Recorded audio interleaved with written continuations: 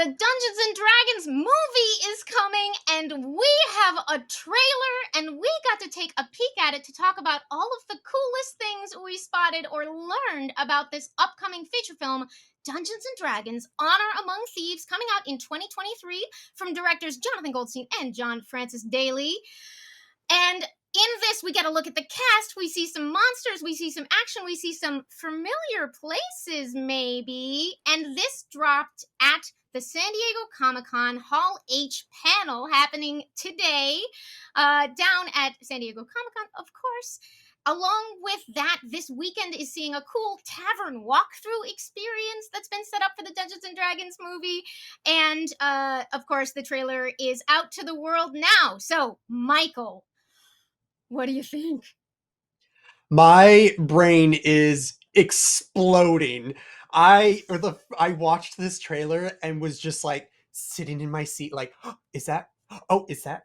Oh, is that?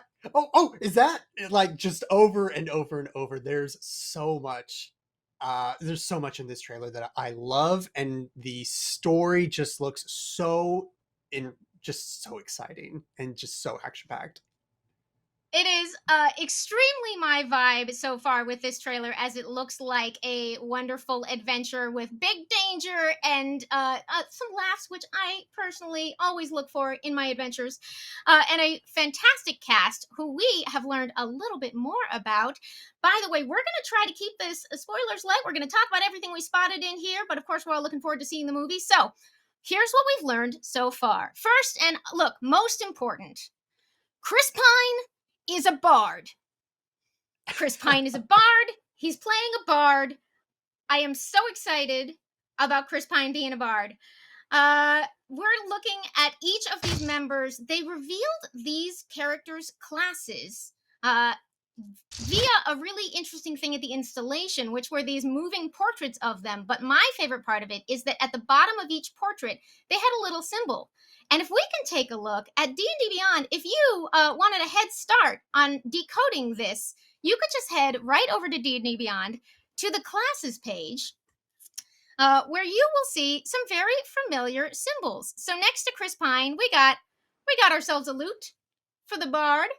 We also spotted in this list a barbarian axe, a little druid sickle, a cool paladin helmet, an interesting and mysterious rogue symbol, and we got ourselves a sorcerer. So that's the key. You remember, you have all of this info at D&D Beyond. This is my favorite part of this, is just getting to go look things up as we find out. But let's get into each of them. So Chris Pine is playing a bard.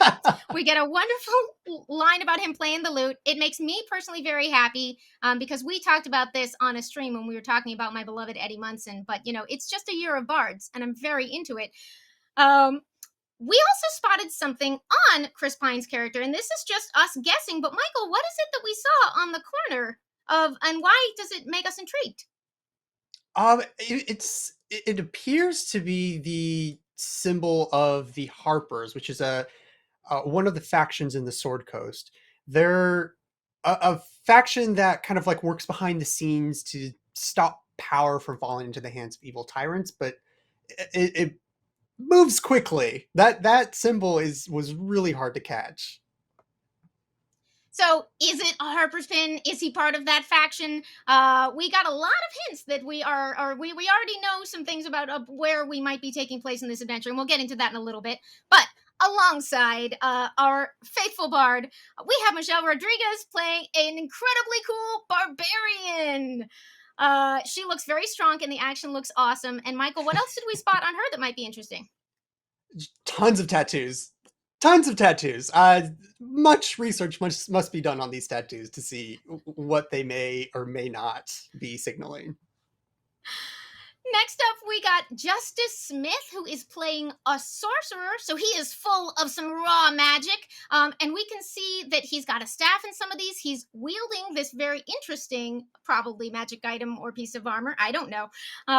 He looks very cool, and I am very excited to learn more about him. We got Sophia Lillis as a druid, and what looks like a tiefling druid, Michael?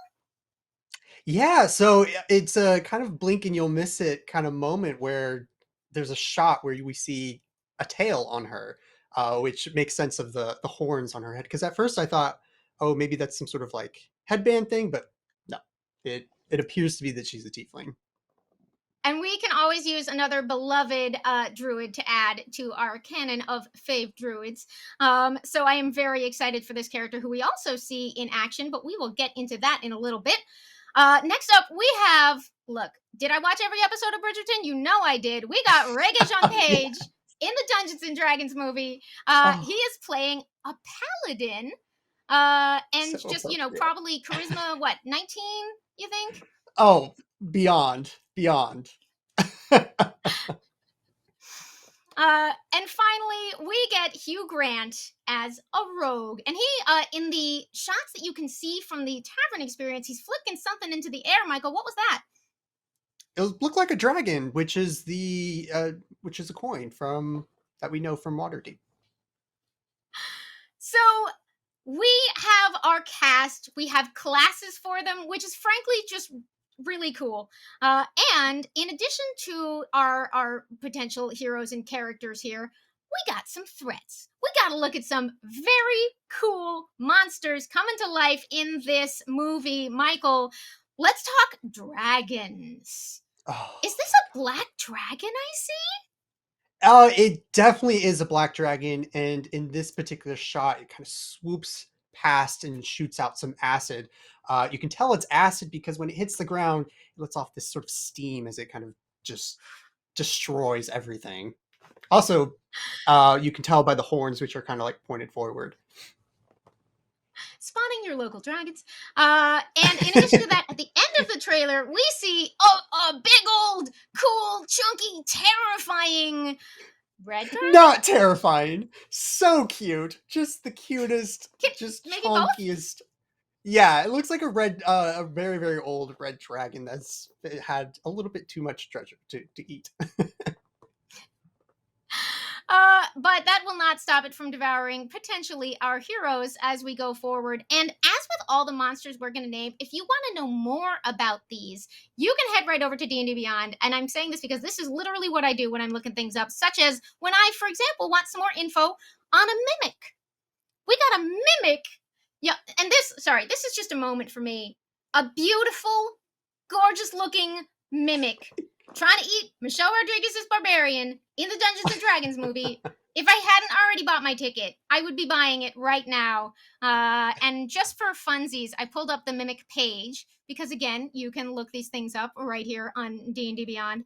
If you have questions about any of these monsters or just want to admire what a great job they did bringing them to screen, you can just type mimic on in that search bar, pull that up, and have all the stats and things at your ends of your fingers. Michael, thoughts on the mimic or the dragons that we didn't get to? What I really loved about that shot of the mimic was that when its tongue just like flings toward a wall, sticks, and then it pulls itself, because mimics, the way they kind of get adventures is they produce a really sticky adhesive, right? So mimics were um, believed to have been created by powerful mages that were trying to protect their loot from thieves. So that adhesive is kind of a way of it just like captures its prey, and then uh, that way the maw can just eat you. But I thought it was a really fun way to. I don't know why in my brain it never clicked that it would use its tongue for movement. So just really great visualization there. We got a very creative DM behind the scenes running this Dungeons and Dragons adventure. And we have some creative solutions from our adventurers as well, such as, I'm going to be honest, I had never considered the merits of escaping from a displacer beast by jumping into a gelatinous cube. Michael, did I see what I thought I saw?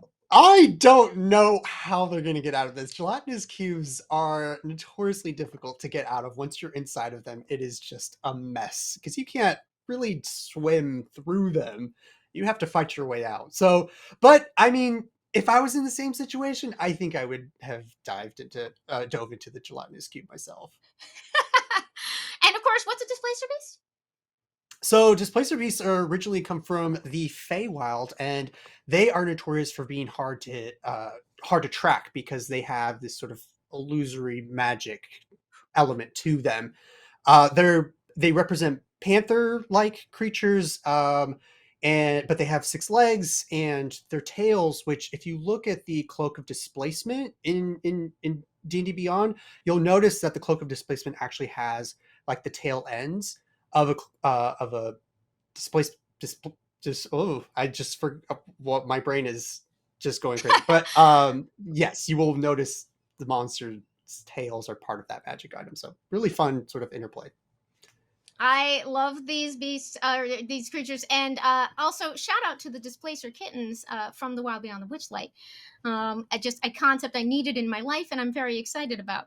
Finally, in our big monster spotting, we saw maybe on our side the classic, the one and only. I'm wearing my Pride one of these right now. We got ourselves an owlbear, Michael, and it looks so good. It looks really great.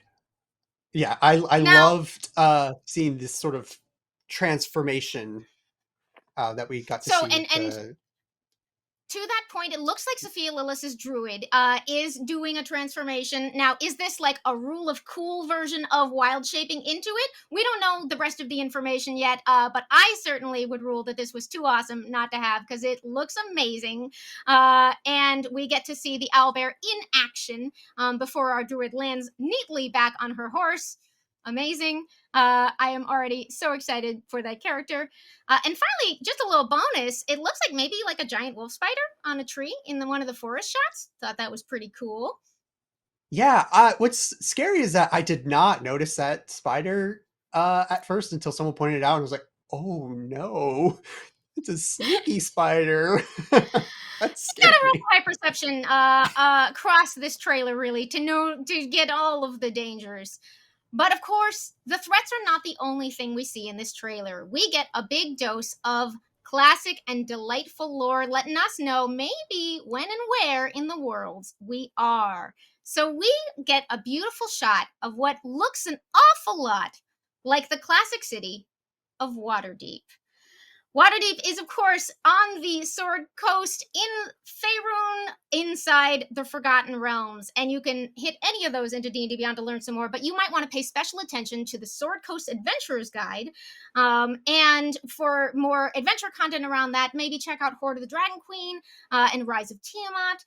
A lot of great background info for these settings and worlds that have just a ton of beautiful history, but I want to say have never looked this good. Michael, Mhm. feel like this is maybe Waterdeep? I think so. One of the reasons I do believe it's Waterdeep is, well, first off, it's along a coast, and there is in a few of these shots you see a Colosseum, and if this is Waterdeep, that would make a lot of sense because we have the Field of Triumph, which is just this iconic Colosseum that exists within the city. We're also seeing a lot of statues just flashing by in all these shots within courtyards and within the city, which also really gives me Waterdeep vibes. So that's my guess, and I would bet money on it. Several dragons, maybe. Now we're not sure about what looks like a hot air balloon there, but I am very excited about that. We also see a few more places that are some of these are just our guesses. Who knows? We get something that looks very underdarky. Could it be a city in the Underdark? Some place like Menzo Barrington? I don't know, but it looks kind of Underdarky to me. Michael, what's the Underdark? So the Underdark is where all sorts of evil creatures reside. It's literally underground, Underdark in the dark. I don't know, but it's dark. It's full of tunnels. It's full of all sorts of terrible creatures and very iconic enemies within the this particular setting. So, in addition to that, we also get a lot of cool, sort of icy landscapes. And this, to us, just for fun, kind of pinged maybe some Icewind Dale, Rime of the Frost Maiden kind of things, maybe some 10 Towns vibes. And I will say that I was just looking around online because I am not in San Diego this week, but many people are, and they are reporting in. And somebody spotted a wanted poster in the tavern experience that makes a reference to something being a threat and mentions Revel's End. Michael, what's Revel's End? So Revel's End is actually in Icewind Dale. It's in like the northwestern part of it, and it is a prison where some really dangerous folk are taken in order to be imprisoned, as you are in a prison. So there is so much more for us to get into. We have a lot of thoughts and feelings about this trailer. Obviously, we can't wait to learn more about the movie, but now begins the wild guessing section, where Michael and I are just going to rattle off some stuff that we're like, is it, could be, looks like, would be cool. So please, a big warning on this section that this is just us being like, First of all, we see a lot of cool looking villains and threats in this, and they give us some ideas. We don't want to spoil the movie for ourselves, so we're not going to get too much into it. But if you want to learn more, look at those sources that I mentioned earlier, the Sword Coast Adventurers Guide, and both of those, Hoard of the Dragon Queen and Rise of Tiamat Adventures, just to soak yourself in the world, and maybe you'll get some ideas. And inside some of these shots of what we think might be Waterdeep, we spotted a few things. There's a group shot of everybody walking through a square.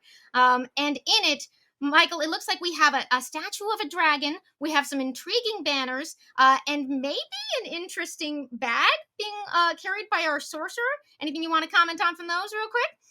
All of them. So those banners in the background, they have striking resemblance to the same colors that you'll find with the Lord's Alliance and the Harpers, but the symbols don't quite match up. So I'm not 100% sure on those. The gold statue, or the gold dragon statue, immediately made me think of Waterdeep as someone who has run Waterdeep Dragon Heist, and I won't say anything more than that. But that statue bears some really caught my eye. And then I remember I went through this. I was like 2 inches from my screen, just being like, "Oh, what am I missing?" And the bag that we see here being carried by the group, it appears to sort of like have the face of that you would find on a bag of holding. So that's why I clocked it as potentially a magic item there. Wouldn't that be neat? That's not the only thing that looks kind of magical in here. We see an artifact being opened by our maybe misguided band of thieves slash heroes that looks like it has maybe some dwarven runes on it. And then we get an epic look at a bunch of stuff. Michael, just throwing it against the wall. What are some possible spells or magic items or weapons that we think we might have seen in here? Yeah, so I feel like we saw lightning bolt for one. I think that one was pretty straightforward. They shoot lightning. I think maybe some magic missile, perhaps shield, maybe a time stop sort of spell being cast. Uh, Potentially, maybe a green flame blade, fireball for certain. Not for certain, but it definitely looked like a fireball to me. Misty step. Oh, there are tons of spells in this trailer. I'm sure I'm missing some, but There's yeah, something that's Michelle's carrying something that like maybe it could be a flame tongue axe. It looks like we've got some cool portal action going on with our druid that we're very curious to learn more about as she's moving around. And then look, I might be way off base, but there were like cool floating spheres, and I was like, drift globes? Are they? I don't know. Why would you need those in daytime? They just look really cool. So clearly we are doing some red string corkboard action with this yeah. trailer because we're very excited.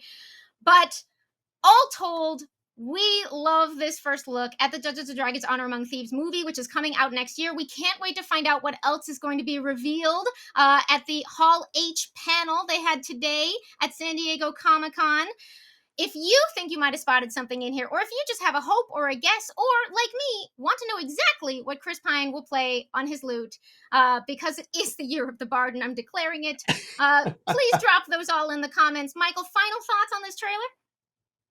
I am just so stoked to get. I've watched this trailer a few times already, and I want more information. I want the second trailer. I want the third trailer. I want the final trailer. I want the movie today. Just drop the movie, please. Well, it won't be here till next year, but when it does, you know we will be front row. Thank you so much for joining me for this, Michael, and we will see you next time on D&D Beyond.